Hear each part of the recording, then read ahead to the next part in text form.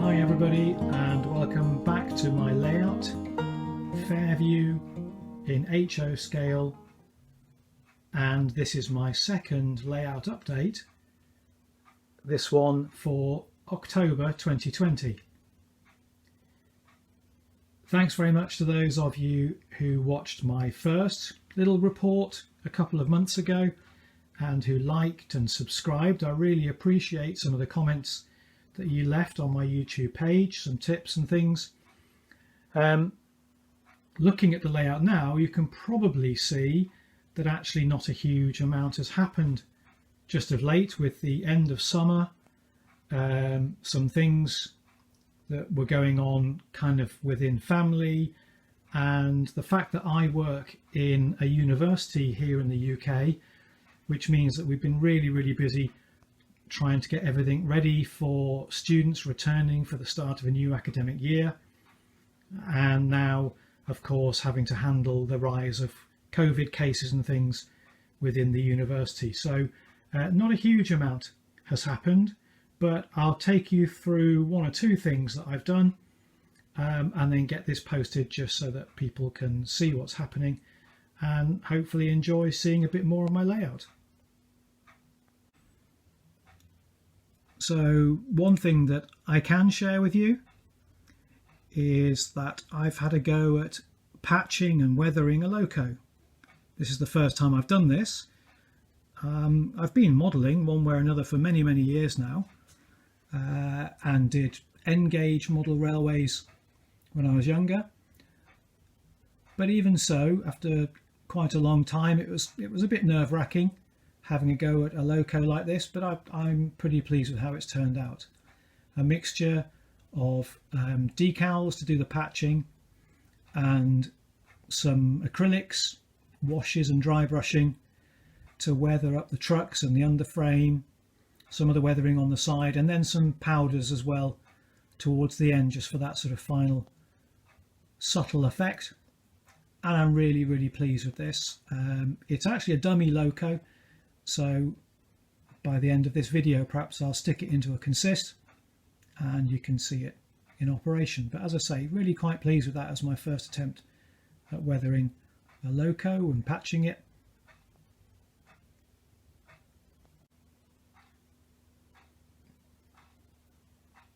But the other thing I'd like to show you now on this update is something of an experiment. If you watched my last video a couple of months ago now, you'll know that the tracks curved around at that end of the garage just to bring my trains into the main line run through Fairview itself. But I've always been really drawn to buildings. I enjoy making all the different plastic kits and sometimes scratch building kits, and I really wanted there to be a sense of the town of Fairview having a bit more to it. So I'd already done the residential street in the corner there, and I've added, kind of as an experiment really, this extra board here which effectively is removable. I won't pull it out now, but you can see along there it's kind of a separate board that just slides in on runners and gives me a chance to put a few more of my kits. If I ever get a bigger space for my layout, then I guess it'd be a bit more straightforward to fit this in. But just for the moment, by adding this extra board when I kind of just want to have a sense of my trains running through the town, this I'll start to develop. The kits for the most part had already been built and were just sitting on a shelf. So you've got a Walther's travel and gas station there, a really nice little kit of a DQ grill and chill when I was with my family in Canada and the States a couple of years ago, which was pretty much the inspiration for this layout. I was really keen to get this kit, and I've got to finish it off. They've all got to be finished off a little bit.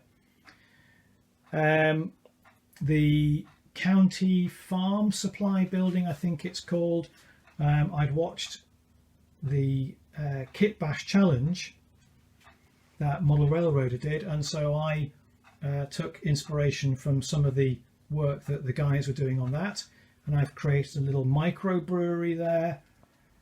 And then finally, when I was in Portland, Oregon for a conference this time last year actually, I saw in the suburb of Fairview in Portland, Fairview Chiropractic, and I just thought it was a nice little building that I could use to fill in a corner of this little shopping centre.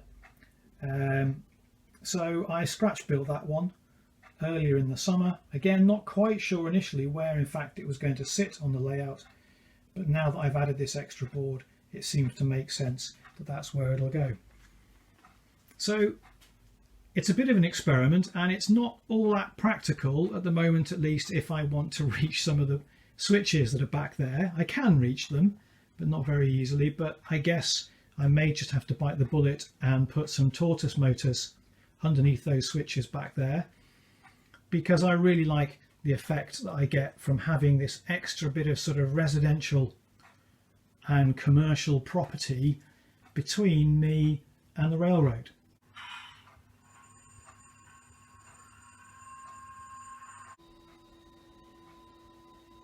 So that's it for this latest update, everybody. Thank you very much again for liking and subscribing. If you've discovered my videos for the first time, please do click on the like, and please do subscribe to my channel, because I'm really going to try and use this as a way to give me confidence to keep going. And when you've got tips and comments, I really appreciate you putting them down below in the comment section, and I'll answer them whenever I can to the best of my abilities. But that's it for this time. Thanks very much, and take care out there. Enjoy your model making like I enjoy mine when I get the time to do it, and with a bit of luck we'll see each other in a couple of months' time with my next update. Take care, guys.